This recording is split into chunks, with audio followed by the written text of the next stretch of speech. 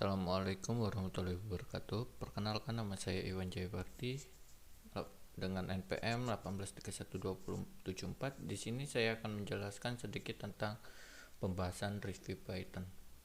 Yang pertama, di sini ada pendahuluan. Python merupakan bahasa program komputer yang bisa dipakai untuk membangun situs software atau aplikasi mengoptimalkan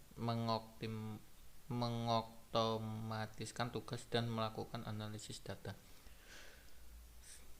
Bahasa programan ini termasuk bahasa tujuan umum, artinya ia bisa digunakan untuk membuat berbagai program berbeda, bukan kasus untuk masalah tertentu saja. Dalam beberapa tahun terakhir, Python menjadi bahasa pemrograman yang paling populer digunakan di berbagai belahan dunia. Ia bisa digunakan untuk berbagai kebutuhan, mulai dari machine learning, pengujian perangkat lunak, sampai website. Memulai bahasa pemrograman yang sangat sederhana. Nah, ini contohnya print hello world, akan muncul hello world. Pada kode ini kita bisa membuat program menyebut nama kita atau nama orang lain. Misalkan kita rubah juga bisa, nanti akan muncul. Interaktif halo dunia. Kita juga membuat suatu program yang cukup menarik untuk pertanyaan nama kita siapa secara pribadi. Ini contohnya print hello world, akan muncul username, input nama, ini nama misalkan Iwan gitu, bisa Rizal kita, ini teman kita kan. Nah, ini pada program ini sedikit ini contoh programnya. Seperti yang kita dapat Anda lihat dari sini, kita string halo sahabat dicetak nama Iwan misalkan, dicetak di samping ini karena area memori sebelumnya menyimpan string barang.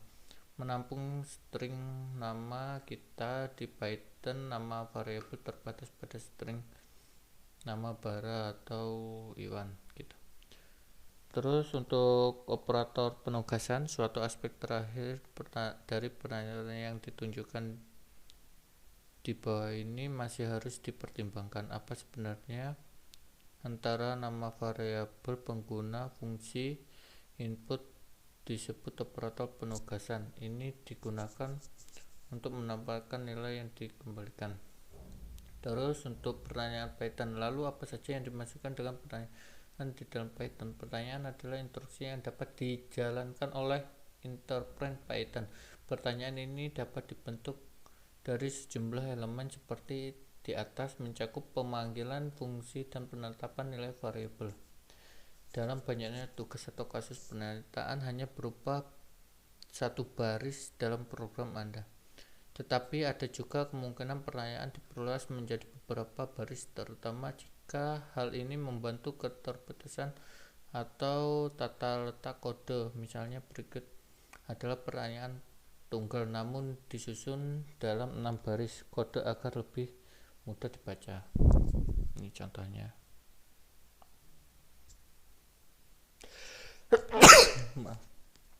Komentar dalam kode. Sebuah komentar ditandai dengan huruf pagar itu, atau di hashtag di Python. Apa yang mengikuti karakter tersebut hingga baris akan diabaikan oleh penerjemah karena dianggap sebagai komentar. Misalkan ini adalah komentar input nama Anda gitu, langsung akan muncul. Di bab 4, apakah string itu?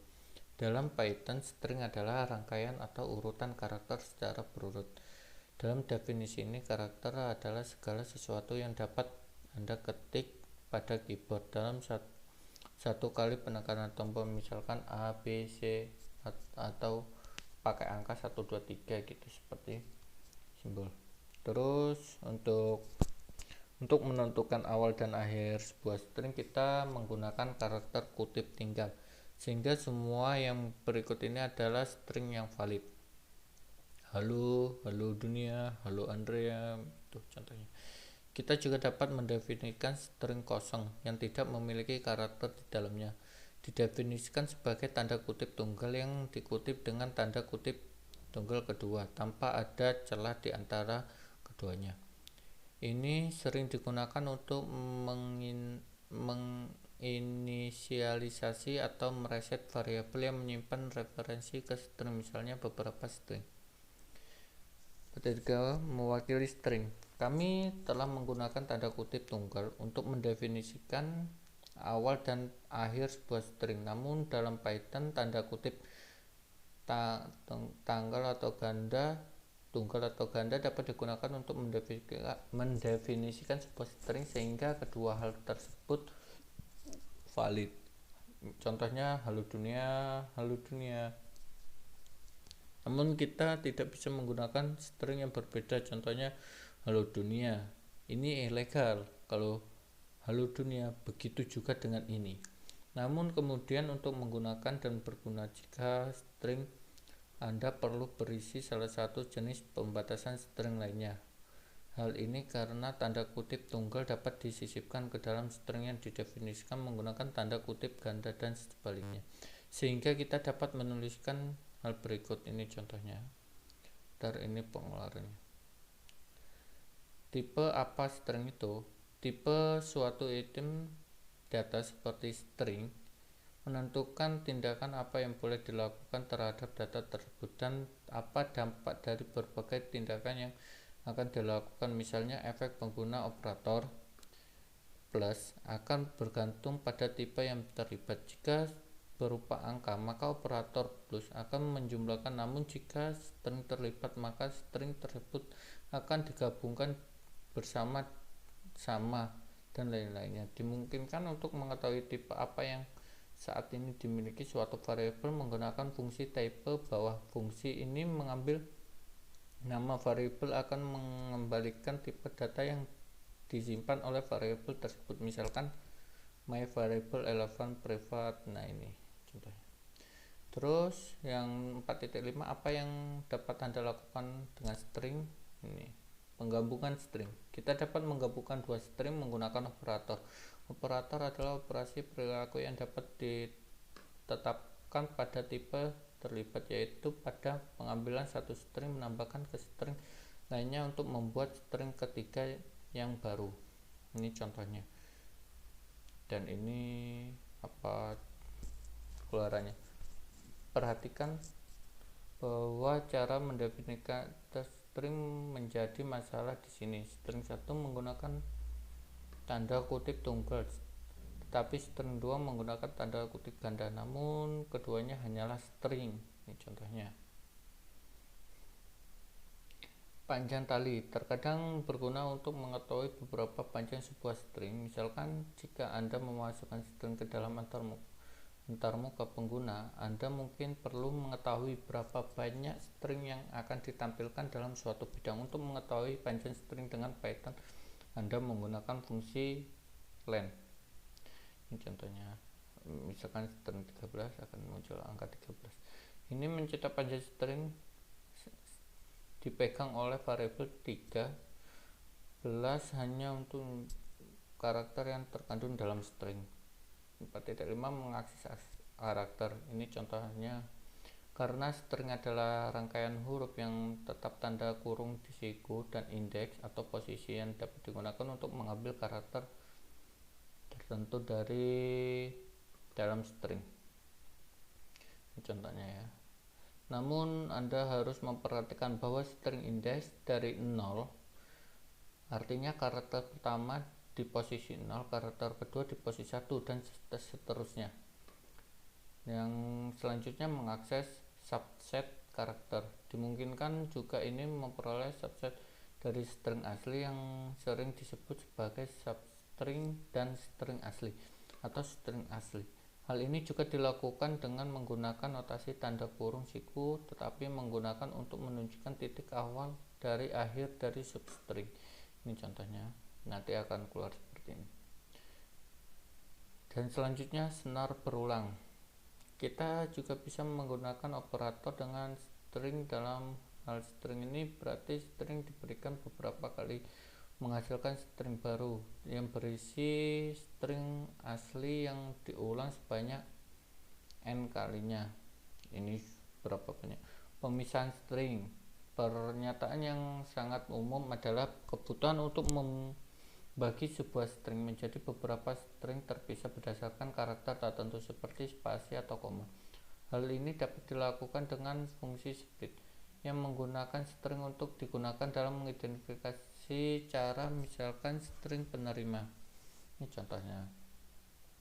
Hal ini karena split sebenarnya adalah apa yang disebutkan sebagai metode. Kita akan kembali ke konsep ini ketika kita menjajah kelas objek. Untuk saat ini, ingatlah bahwa metode yang ditetapkan pada suatu seperti string dengan menggunakan notasi titik, misalkan diberikan kode berikut. Ini contoh kodenya. Nah, ini akan outputnya seperti ini. Menghitung string dimungkinkan untuk mengetahui beberapa kali suatu string diulang pada string lainnya. Ini dilakukan dengan menggunakan operasi count. Misalkan ini kan kita akan menghitung jumlah spasi. Nah, ini akan keluarnya akan seperti ini. Terus untuk selanjutnya mengganti senar. Suatu string dapat menggantikan substring. Ini dilakukan untuk menggunakan metode replace pada sebuah string. Maaf, ini baterainya agak lowbat. Udah berapa persen ya?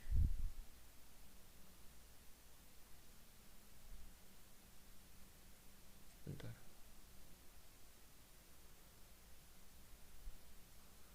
Nggak tahu ini berapa persen ini. 10%. Terus untuk selanjutnya adalah membandingkan string. Untuk membandingkan string dengan string lainnya dapat menggunakan operator persamaan dan tidak sama dengan ini. Untuk selanjutnya adalah number boolean and non all integer value matter bit. Ini converter dimungkinkan untuk mengubah tipe lain menjadi bulat menggunakan fungsi. Saya percepat ya, mohon maaf, ini laptopnya lowbat terus lagi mati lampu. Dan ini mengubah string menjadi int dengan asumsi string disebut berisi bilangan bulat. Maka kita dapat melakukan ini menggunakan fungsi int, misalkan. Nah, ini terus floating point number, bilangan real atau bilangan floating point diproseskan dalam Python menggunakan IE75 format. Angka floating berisikan ganda bagian besar. Anda melakukan tindakan mengetahui hal ini adalah sesuatu yang dapat Anda cari dan baca jika atau mengharapkannya. Terus yang kelima ada converting to float. Seperti halnya bilangan bulat, dimungkinkan untuk mengubah tipe lain seperti ini string menjadi a mengambang. Hal ini dilakukan menggunakan fungsi float. Ini contohnya. Terus complex number. Bagian real bilangan A adalah bilangan real yang dijumlahkan ke dalam murni nomor imaginer. Bagian imaginer suatu bilangan atau B adalah koefisien bilangan real murni. Nomor imaginer huruf J digunakan dalam Python untuk mewakili bagian imaginer dari bilangan tersebut. Misal contohnya seperti ini, boolean values. Terus Python mendukung tipe ini yang disebut boolean. Tipe boolean hanya bisa menjadi salah satunya benar atau salah. Perhatikan bahwa nilai-nilai ini benar dengan huruf kapital T dan salah dengan huruf kapital F. Ini T ini true, F ini false. Dengan salah satu Python bukanlah hal yang sama, tidak mempunyai arti tersendiri. Setara dengan sekelas integer atau float. Untuk boolean adalah bool. Contohnya sebagai berikut, mengilustrasikan penyimpanan dua nilai boolean ke dalam sebuah variabel. Ini contoh programnya. Terus untuk outputnya akan muncul seperti ini.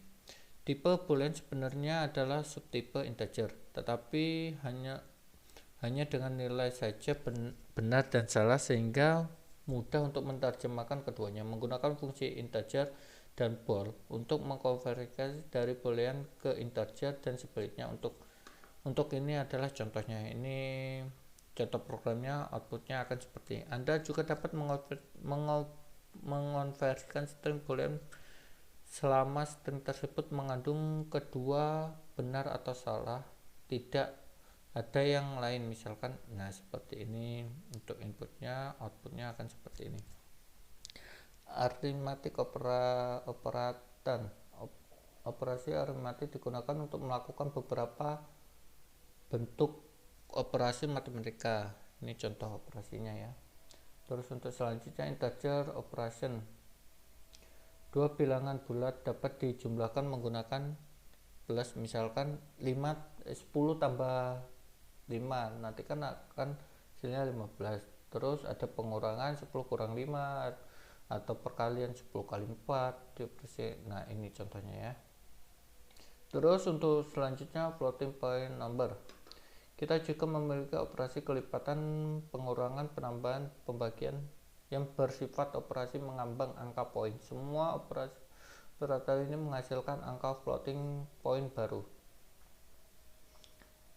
Integer dan floating point operation. Operation apapun yang melibatkan bilangan bulat dan bilangan floating point akan selalu menghasilkan angka floating point. Artinya jika salah satu sisi atau operasi seperti ini menjumlahkan, pengurangan, pembagian atau kelipatan adalah bilangan floating point, maka hasilnya adalah nomor titik mengambang. Misalkan diberikan bilangan bulat 3 floating point angka 01. Jika kita mengembalikan maka pendapat angka floating point. Nah contohnya akan seperti ini. Ini inputnya, outputnya akan seperti ini. Terus complete number operation. Nah ini contohnya. Dan non value, maaf ya, value.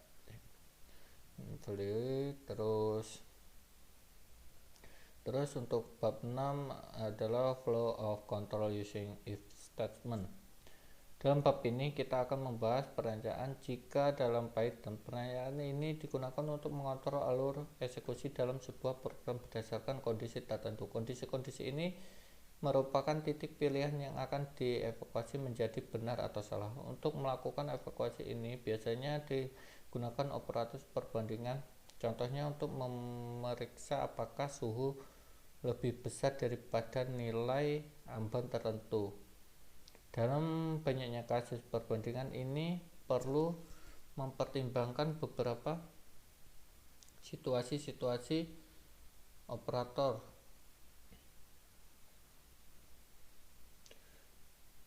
Ini sangat penting. Terus working with statement ini penting dalam Python. Bahkan tata letak kode yang sangat penting dalam Python. Ini digunakan menentukan bagaimana. Ini contoh programnya, ntar outputnya akan seperti ini. Terus untuk selanjutnya di bab 7 yaitu membahas tentang iteration looping. Looping ini perulangan ya. Di sini saya akan menjelaskan. Ini dalam bagian ini kita melihatkan loop while dan loop for tersedia dalam Python. Loop ini digunakan untuk mengawal pelaksanaan berulang-ulang. Pernyataan yang dipilih while loop. Loop while adalah struktur pengulangan dalam pemrograman yang memungkinkan salah satu lebih pernyataan kode ini dijalankan berulang kali selama kondisi itu tetap benar atau true. Loop ini berguna ketika jumlah pengulangannya tidak diketahui sebelumnya. Kode ini dijalankan sampai kondisi tertentu terpenuhi, berarti diulang-ulang sampai benar. Terus ini programnya, terus outputnya akan seperti ini. Dan ini contohnya lagi. Untuk for loop pada salah satu situasi menarik pada for loop adalah penggunaan wildcard, tanda underscore nih, atau tanda bawah ini, garis bagian bawah sebagian pengganti variabel loop. Ini berguna jika Anda hanya tertarik untuk melakukan perulangan jumlah tertentu dan tidak peduli dengan nilai hitungan loop tersendiri. Break loop statement biasanya sebuah pertanyaan pengawasan pertanyaan if ditempatkan pada pertanyaan break sehingga pertanyaan break tersebut ditempatkan secara bersyarat ketika sesuai. Ini ditunjukkan untuk aplikasi sederhana mana pengguna diminta untuk memasukkan sebuah angka mungkin berdasarkan dalam rentang yang ditentukan oleh loop for. Jika angka tersebut berada dalam rentang, maka kita akan mengulangkan sampai nilai ini tercapai. Kemudian mengakhiri loop itu adalah menghentikan proses lebih awal tanpa memproses nilai-nilai lainnya dalam looping. Ini contoh programnya, terus outputnya akan seperti ini, terus ini programnya dan outputnya akan seperti ini. Terus selanjutnya kita akan membahas continue looping statement. Nah, sebuah penjagaan pertanyaan if jika digunakan untuk menentukan kapan pernyataan continue harus dijalankan, seperti halnya dengan pertanyaan break. Pertanyaan continue dapat ditetapkan di mana saja dalam tubuh konstruksi pengulangan. Ini berarti Anda dapat memiliki beberapa pertanyaan yang akan dijalankan untuk setiap nilai dalam urutan beberapa pertanyaan yang hanya dijalankan ketika pertanyaan selanjutnya tidak dijalankan. Hal ini diperhatikan bahwa dalam program ini pertanyaan selanjutnya hanya dijalankan untuk angka ganjil, sehingga dua pertanyaan print hanya dijalankan jika nilai i adalah genap. Contohnya ini nih. Terus outputnya akan seperti ini. Terus di sini ada for loop with else. Sebuah for loop dapat dimiliki oleh di akhir loop. Bagian else dijalankan. Nah ini programnya segini, akan keluarannya seperti ini, dan threshold ini seperti ini ya. Dan di bab 11 ini. Mungkin sekian penjelasan dari saya. Mohon maaf jika ada yang kurang. Ini laptop saya juga lobet. Mohon maaf, dan saya ucapkan wassalamualaikum warahmatullahi wabarakatuh.